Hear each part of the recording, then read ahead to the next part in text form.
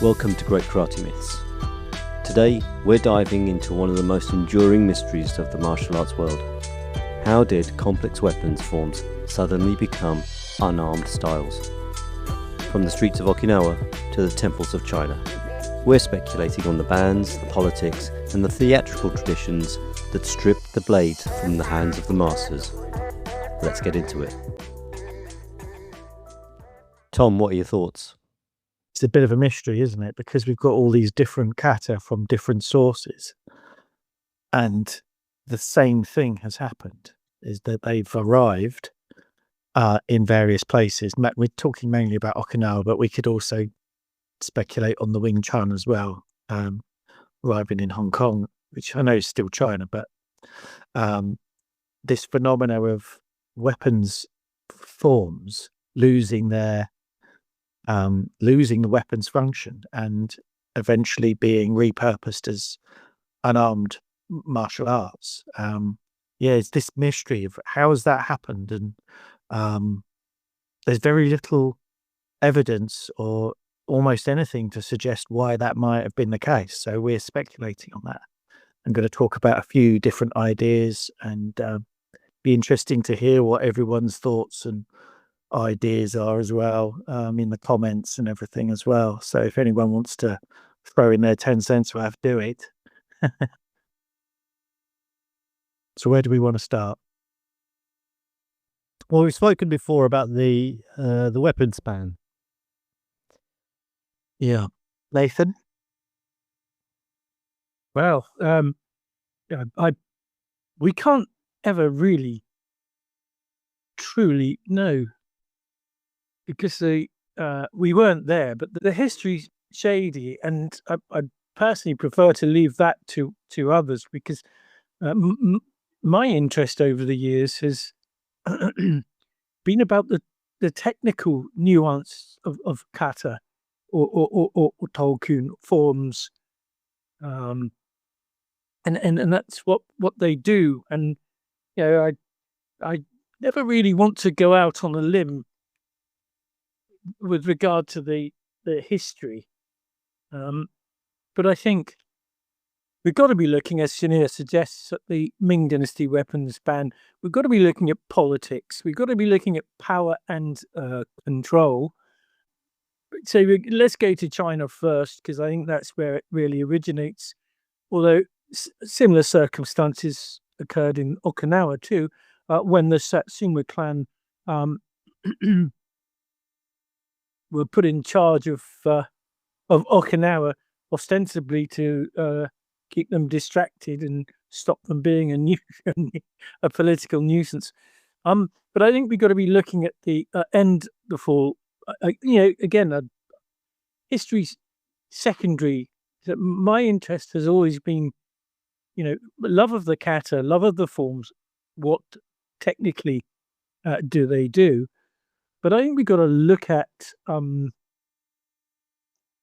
the change of regime from the Ming to the Qing. So, and we've got to be looking at, well, we've got to be, but I think it's useful to look at the disaster. There were twin disasters in 1644-45, and that's the Civil War, the massive Great War. And it coincided with a horrendous plague. So if you combine a massive civil war, which created a regime change between ostensibly two different people. So the Ming Dynasty were Han Chinese. China's a number of 5 basic races, but lots of different combinations and lots of actually different languages, which they had to standardize. But I think that the fall of the Ming, I think, is the root of this. And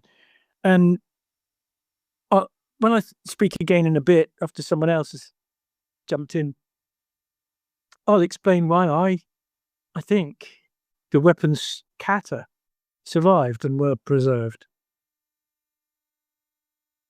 I think that is really interesting that we've got the kata have survived, and we've talked before about just how accurately preserved some of the forms are, and that's quite amazing in itself.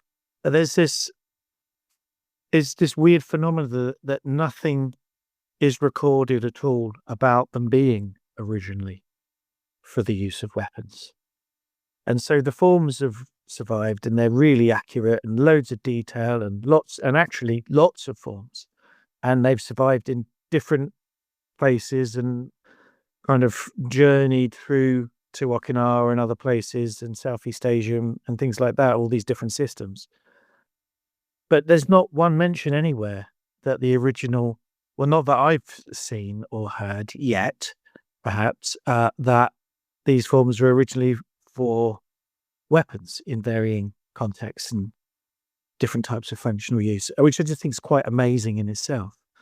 And so it makes me wonder if that, and I'm just speculating here, that originally the separation between armed and unarmed perhaps wasn't as clear cut as previously been suggested. So some of these systems have evolved into unarmed martial arts, but perhaps that was always the case. Perhaps it was a given that the weapons usage it was perfectly acceptable, is perhaps what I'm trying to say, that they would evolve into something unarmed or something else.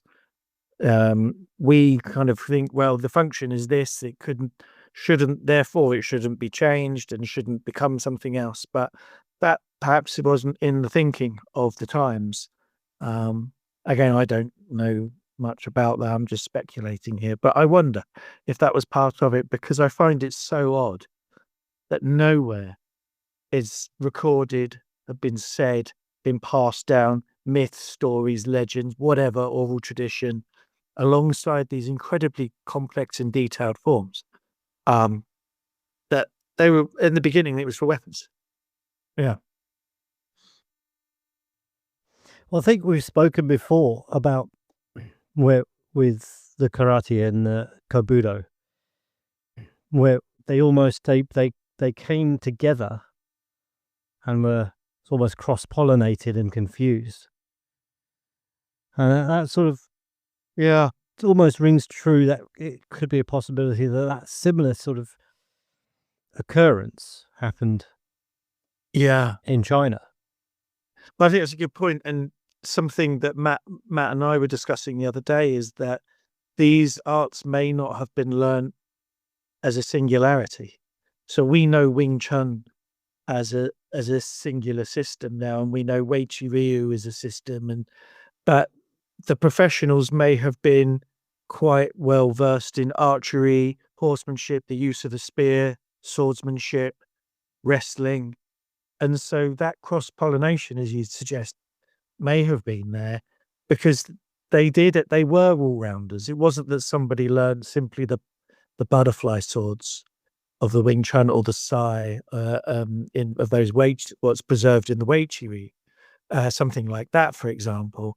But they actually would have learned a tremendous range of different arts and skills. Certainly, if they were professional soldiers or militia or something along those lines. So, yeah, it might have been a little bit more blurred than and brought closer together than the way that we separate it all, if that makes sense.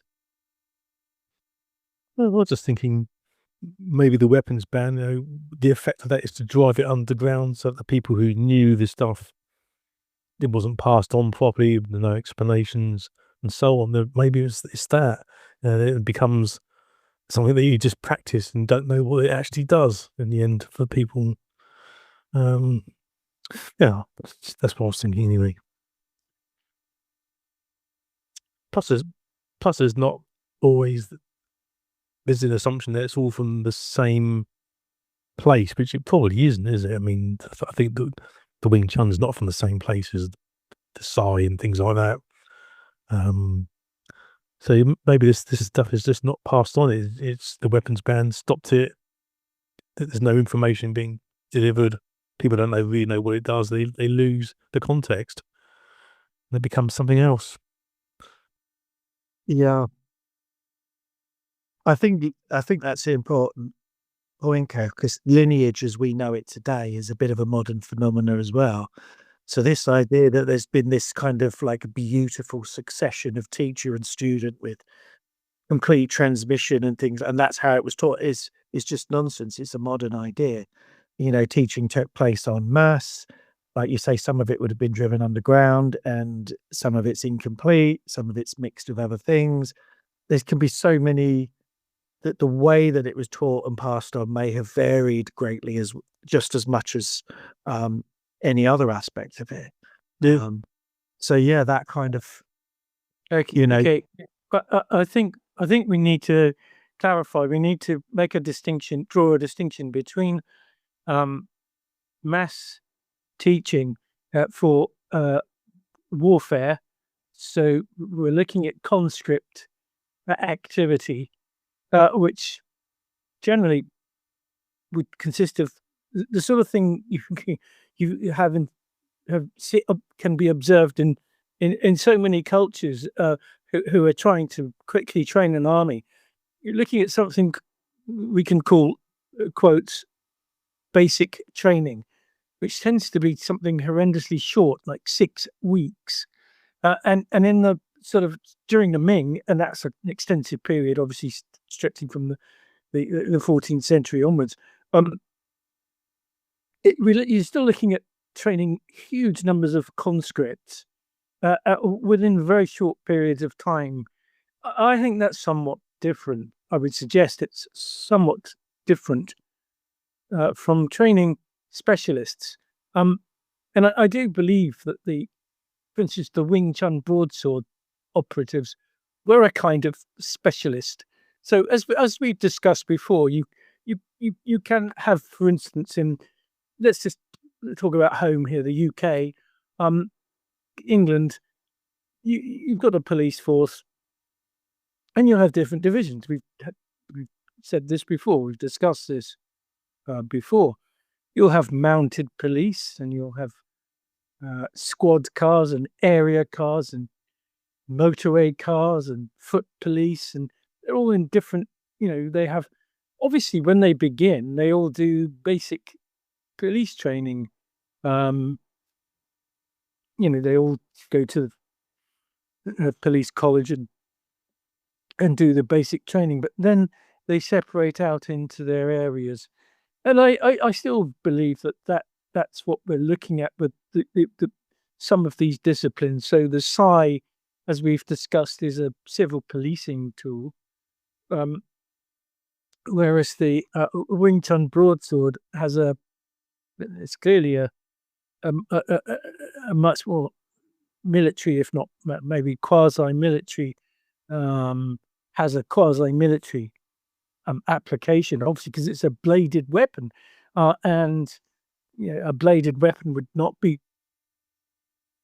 general public, whereas a blunt Sai, that's okay to whack miscreants' arms, limbs with a Sai, but not so with a broadsword. So we're looking at, I think, different divisions, basically. But I think the main thing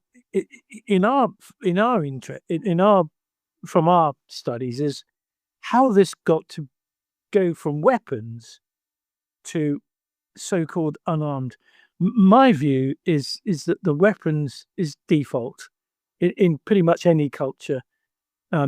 So we're asking a question that's really quite the provenance of a very postmodern period, because we live in societies that are, can only talk about Europe, not so much in America, but we are unarmed. We are unarmed societies that depend on civic cooperation.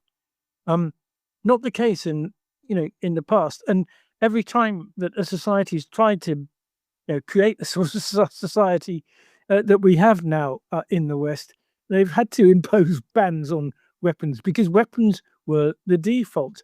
In the medieval period, an Englishman travelled around always armed with a bacillard dagger. Obviously, only certain classes could carry swords, but pretty much every ordinary, everyday person, disparagingly referred to as a peasant, would actually be armed with a bacillard dagger, and looking at them, they're formidable things. They're some of them are nearly a foot long. It's sort of a dagger on the plus size.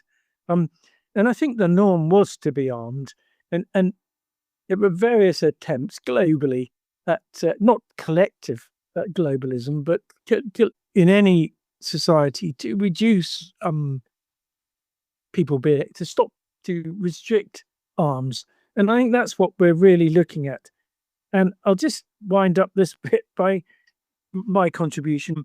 It's Don Jaeger, a very noted martial art practitioner and historian, the late Don Jaeger, who the Japanese admired. He was an ex-American Marine, and the Japanese at the end of World War II really respected this man. And he wrote that the classical warriors had little use for any system of combat that did not use weapons. This was primarily because the opportunity for unarmed combat was rare, being favoured by neither custom nor circumstances, and the necessities of the time, which function required the warrior to be well armed and trained in the use of deadly weapons. A warrior, therefore, was never without weapons. The warrior, even to entertain the idea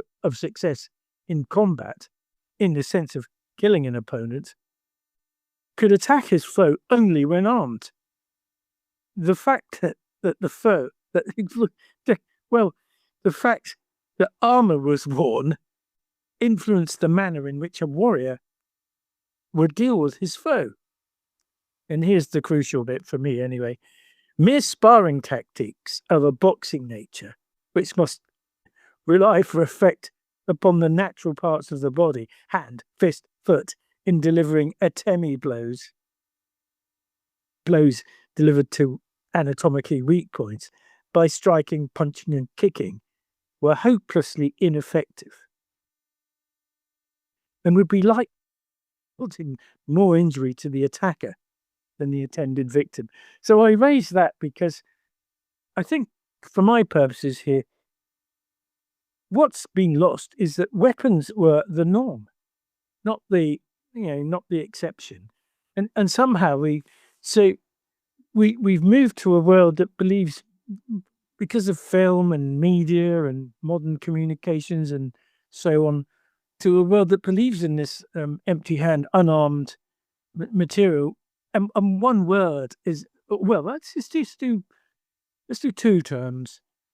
Karate and kung fu are paramount in fabricating a mythological structure that suggests the power of this unarmed, when the norm, the de facto standard, the norm was to be armed, and all training was really about being armed. And with the exception of sport and perhaps wrestling and village sports, the normal was weapons. So why would not the material passed on be about weapons? And one final thing to say, we're, I think, looking at extremely conservative traditions or a conservative environment that passed down, but conserved and preserved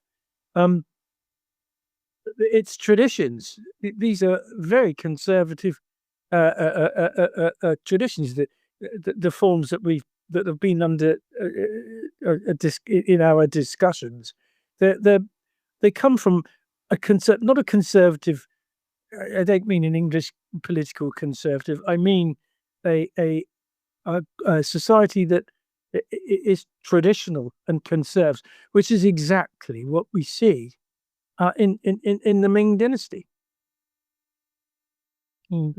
Just another thing is that weapons become obsolete, don't they? So things like the broadswords in Wing Chun, how long would they have been of use? I mean, once you get firearms, it starts to become irrelevant. So why would someone keep it going?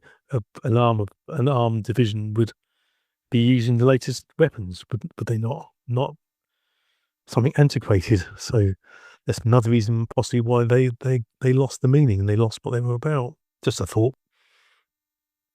I don't think with the forms of Chinese origin we can look at them purely from a martially combative function, because I don't think that they, I mean, as we previously discussed, that they exist in that as a singularity. I think that martial arts had lots of different aspects to them or it's particularly in the Qing dynasty when lots of these forms were created. And so why, Draeger's speaking to a Japanese feudal culture, a martial warfare there. It doesn't really speak to why or answer the question of why there are so many unarmed and empty-handed martial arts in China, particularly in the Qing dynasty. There's loads of it. And that these forms also all seem to find their way to being unarmed martial arts. And, I know we say it a lot, but a lot of it is the theatrical traditions, the theatrical religious traditions, which are part of every village culture. And what you said, Nathan, about people looking at films and TV and things today to perhaps, inspire or influence inspire or influence people's perceptions and ideas on unarmed martial arts. There's no different in Qing Dynasty China. The traveling troops were as outstanding as they are today. And, there were the Jackie Chans of the day, performing absolutely unbelievable skills that would have been on the stage performing unarmed martial arts and choreography, and at the same time would have also had practical skills in weaponry and militia arts, perhaps something of that kind, to bodyguard the caravans, the troops, as they move around from village to village in, pretty uncertain and violent times. So I think there's quite a territory there where these things may have grown up together, because there are lots of unarmed and empty-handed martial arts. To me, doesn't suggest now that they were even originally intended for fighting. It may have, for me, it suggests that there's lots of stage and performative and theatrical traditions and religious rituals as well that used armed and unarmed martial arts. And so I think that there's a kind of a grey area there in this mystery about unarmed and unarmed coming up together there. And is very, very concentrated in the areas in China where these forms seem to have emerged out of as well. That's a good point. I was just thinking about the reenactments we see down here in Portsmouth on the Southsea Castle. They're reenacting stuff from 1700s. Quite regularly you see it. Yeah. So that's quite possible. Yeah. And you could have a bunch of those guys that could be also quite tasty in a fight. They're good at the stage and combat, and they're also under no delusion of what happens in. I don't think somebody has to be boxed into one thing. I think that it can be more than one thing, and I think that the content is also more than one thing. Yeah. But I was thinking, if you're an actual operative of a bladed weapon, a close quarter bladed weapon, you mean business. This is you're going first. Your aim is to kill. It doesn't mean that doesn't mean you don't go to the temple and go out dancing on a Saturday night on the weekends. And you're talking about the butterfly swords. They were a sidearm. They weren't a primary weapon, they're a sidearm, and that's quite well documented. And they were militia sidearm. And that there's lots of great historical evidence on that. And then we find the specialization in it in Wing Chun, possibly Choi Li Fut, So there's the generic usage of it as a sidearm, but the people that using it in the militias would still have possibly performed or been certainly part of as active observers of rituals or religious, traditions, and also may have enjoyed the performative aspects as well as participated. Okay, I think that the one thing to look at for purposes of this conversation is, I can remember when I was deeply involved in Wing Chun, and I went to train with very senior masters of the day, and I opened did the kung fu demonstration for a couple of restaurants that were Chinese restaurants that were being opened. I was invited to do with my crew to do the demonstration, and that great. Okay, I always felt Wing Chun was not a great style for demonstrative purposes. It was, it's it's minimalist. It's who wants to watch Sulam Tao? Would you rather watch Sulam Tao and Chum Kiu, or would you watch a taekwondo demonstration, or high kicks or breaking of boards and so on. So I would qualify the forms in the following way. Looking at the Wing Chun forms, they are stripped, bare, functional. There's nothing flowery. There's nothing demonstrative. It's just business. It's just purely operative. And I agree with Tom. Looking at Kung Fu as a whole, I spent a lot of time at Southampton University in the dojo. There were at one stage there were over a dozen different styles there, and I became acquainted with most of the instructors there and their styles. And Wing Chun was pretty stripped, and it's a bit unfair to say boring, but from a demonstration point of view, pretty boring. Whereas if you looked at something like Hong Kun or Hung Gar, Choi Foot, any of them, they had a lot more movement, a lot more mobility. The animal styles had sort of exoticness that Wing Chun just didn't have.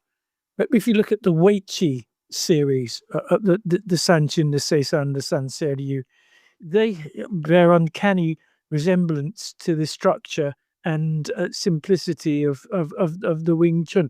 Although I do think the Wei Chi kata are probably a little bit more flowery than the Wing Chun, but you can see a minimalism, and it's not a minimalism in an artistic sense. It's not, so we're not talking about French art. We're talking about just something that's a functions manual.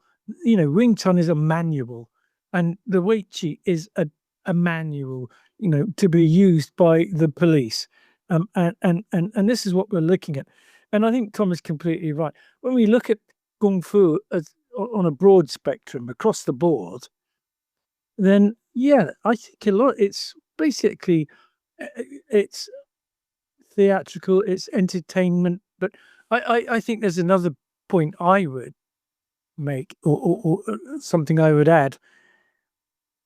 In the West, we're used to having PE, physical education, and sport. So we have things like football, soccer in American parlance.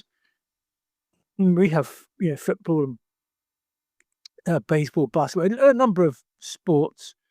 But we also have the idea of PE, which is probably originates in the Victorian period, physical education, and English schools still have a PE class, at which children are obliged to attend.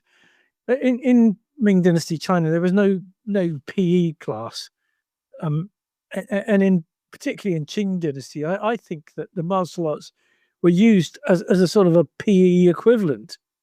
You know, what the forms actually did was of no real or less consequence. This was stuff inherited from a very rigid Ming Dynasty that was completely based on tradition, filial piety from Confucianism, and preserved things. So, you know, they did it automatically, and I think a lot of the forms were the product of that preservation. But I think they were reinterpreted in the Qing Dynasty to be sport, entertainment, physical exercise.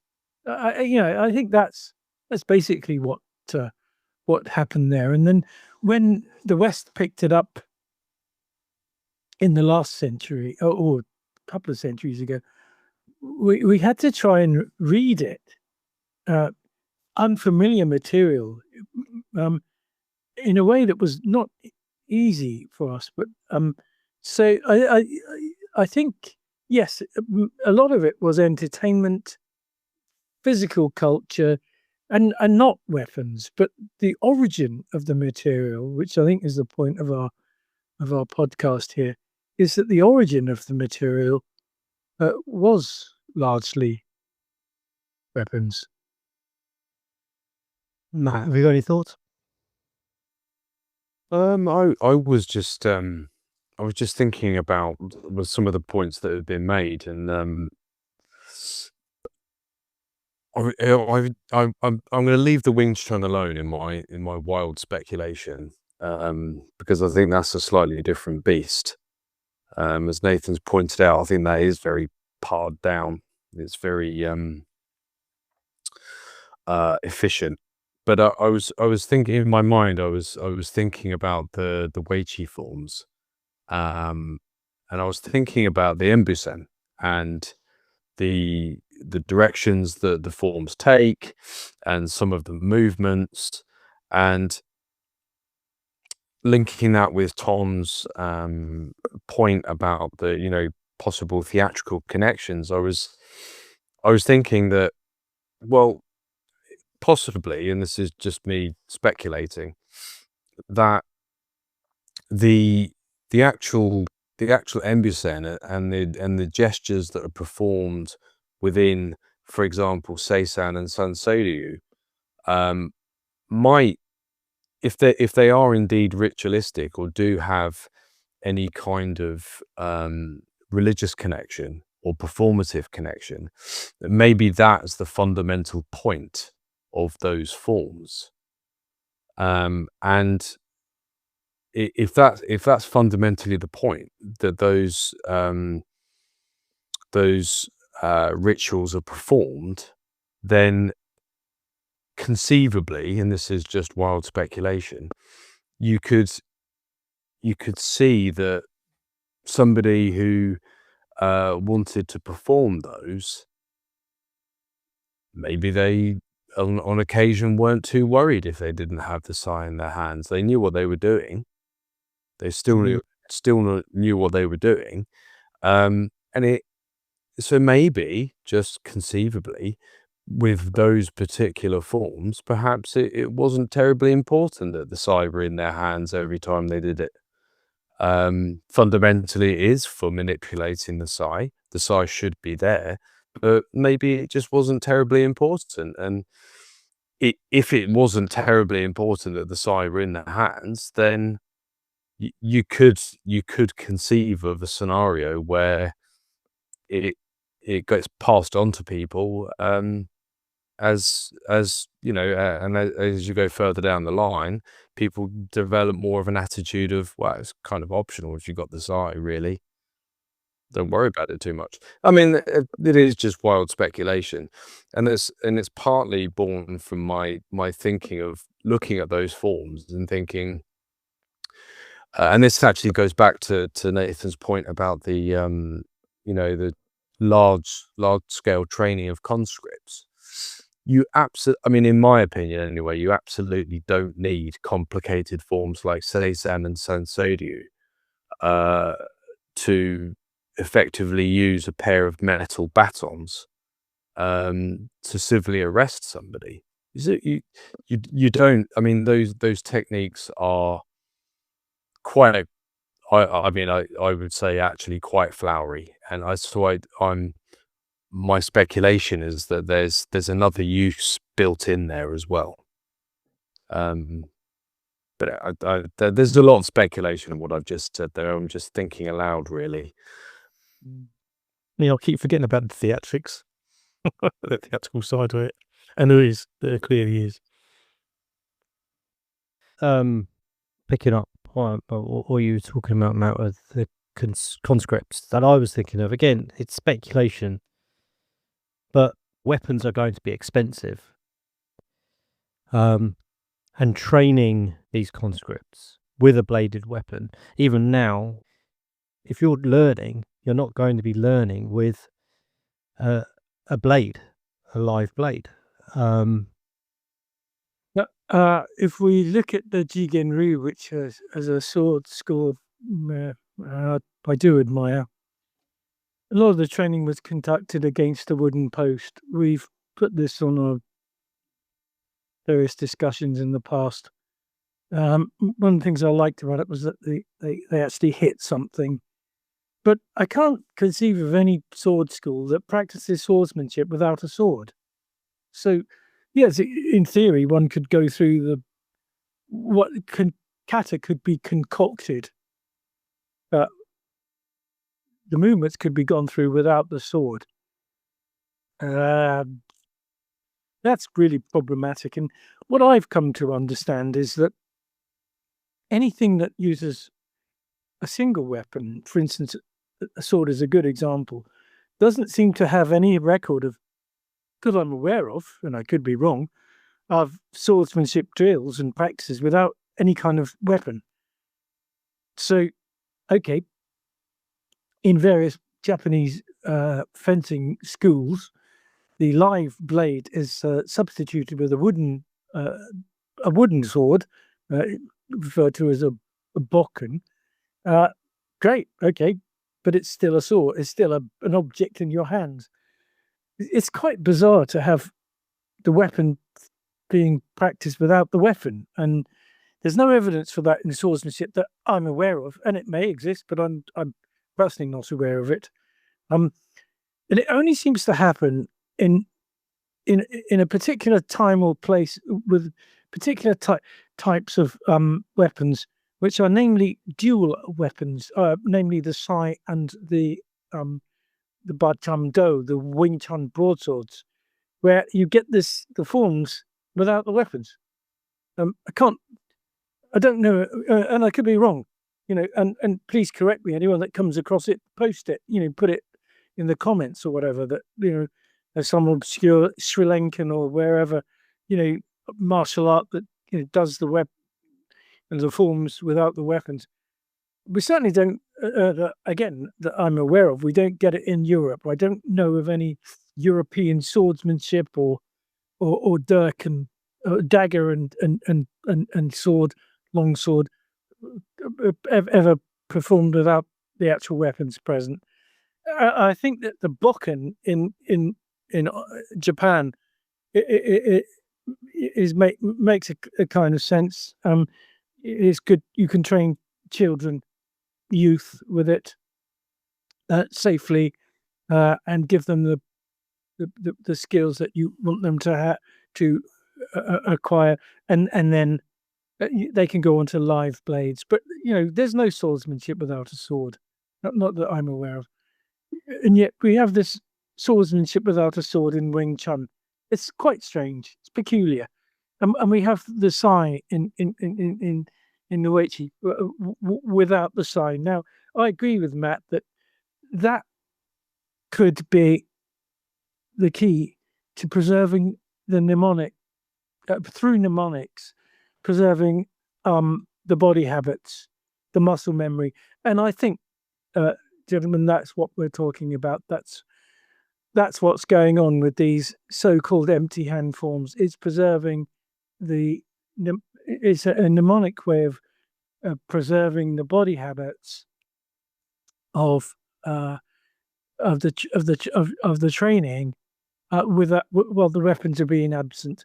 And the only reasons I can still personally imagine that would cause such a thing are still political. There will be weapons ban situations where the actual weapons cannot be displayed, cannot be trained with, but operatives could not be arrested for doing those movements in the air without the weapons, where any practitioner could simply claim they were exercising, where they were doing qigong or whatever they wanted to describe it as. And I think that's just my personal take. That's what I think we're looking at. That we're looking at a preservation from extremely conservative sources, and extremely conservative people with very conservative interests wanting to preserve this.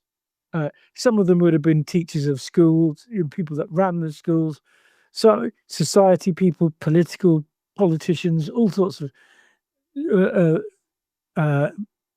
people who are bought into this, who would want to preserve it. And I think that's what we're looking at. We're looking at the weapons,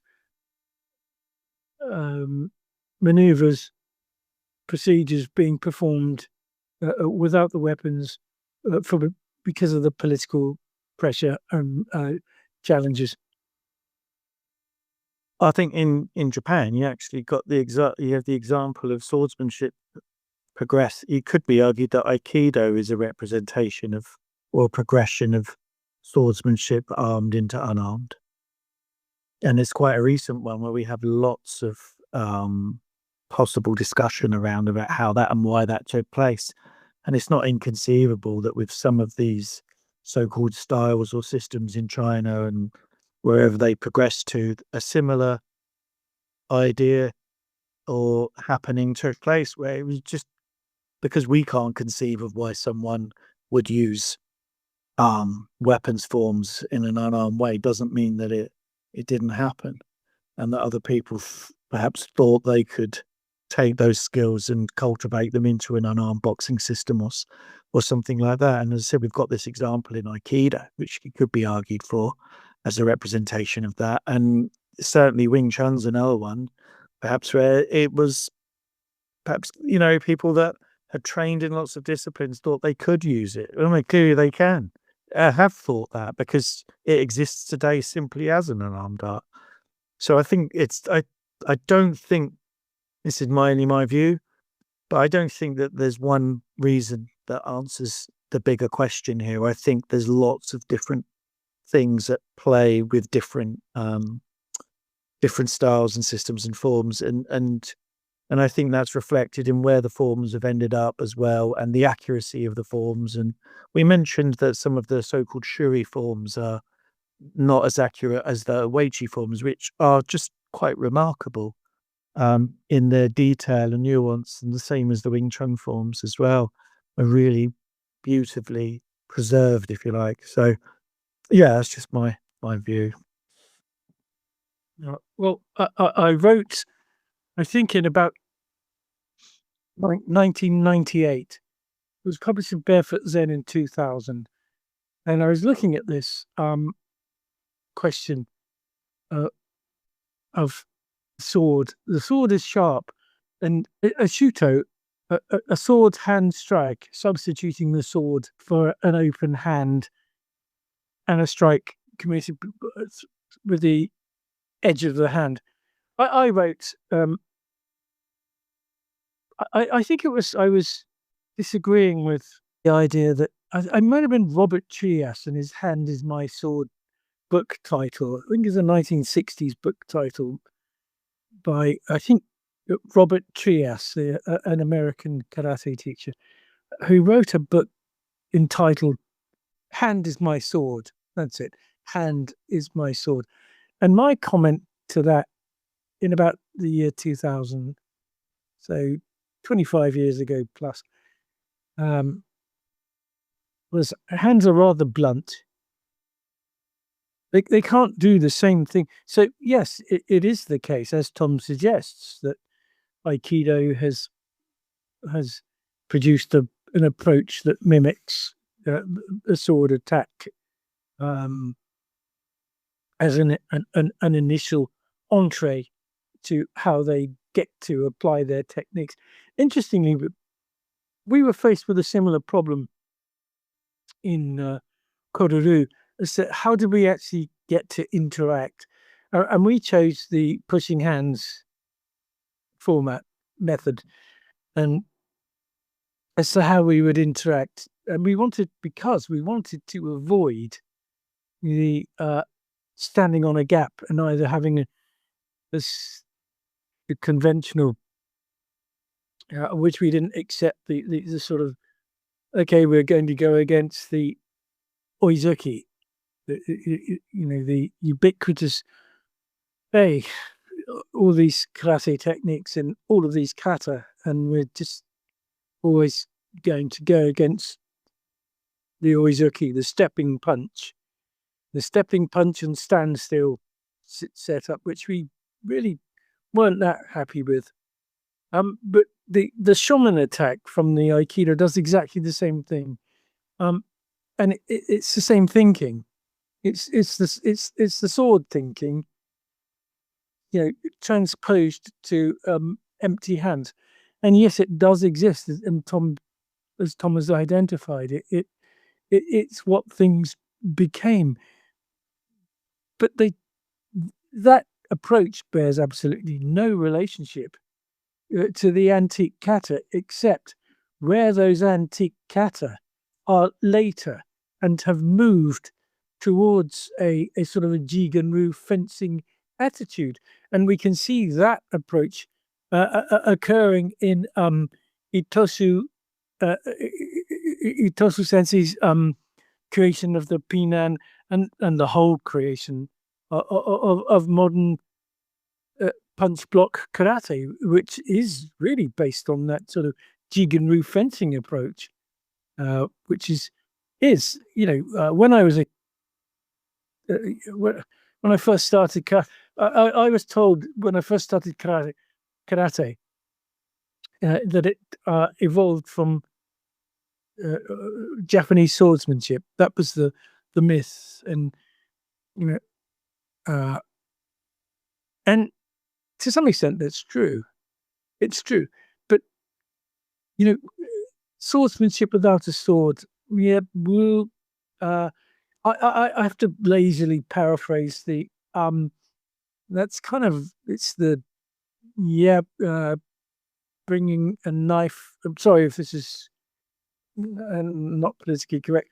Bringing a knife to a gunfight. You can't. The edge of the hand is never going to be like a sword. And yes, it's the Japanese idea of the oizuki, the one punch, the step forward and punch, or the iken hitatsu that we've discussed on a number of occasions. These are all not related to, certainly not the Wing Chun, of course, but they're not really related to the Weichi series or to most of the pretty much any of the antique kata. I think that to finalize what I feel and view and think is that the floor patterns for the kata are interesting. In my view, the Naihanchin is completely functional. I don't think personally there's anything creative, aesthetic, remove that, mystical or otherwise about the Naihanchin floor pattern. It's purely functional. When it comes to the Weichi series, I think the Weichi Sanchin has a combination, as Tom's identified, of kind of magical, mystical, but also very functional. And what seems to happen, by my observation, is the Sanchin starts pretty functionally. It's pretty reminiscent of the sort of Wing Chun approach, by the time it gets to the Seisan and the Sanseiryu, yeah, those kata do wander around quite a lot, and I think Tom has identified points as to why they might do so. And I think that they're still very functional. At the end of the day, they're still. It seems to me that the focus of the Weichi, Seisan, and Sanseiryu still remains pretty technical. But I do agree that there's a cultural, philosophical, performative component, and there's mystical material woven into all of those Weichi kata, unquestionably. And it may be the case that there's some in the Wing Chun, but I do find the Wing Chun pretty clinical and pretty brutal. Personally, it's looking at what it is. It's just incredibly technical, and ultimately the outcomes sought are pretty brutal. I think that when it gets to other antique kata, then yes, I think what we are looking at are cultural contributions that are based in the society, the culture, the mythology, and the history of the periods from which they emerged. Okay, so what's the conclusion, Tom? So, are we actually any closer to solving the mystery of why the weapons functions were lost? No. But it's good to talk about it. If you enjoyed this deep dive into martial arts history, make sure to subscribe, leave us a review, and share with friends. Until next time.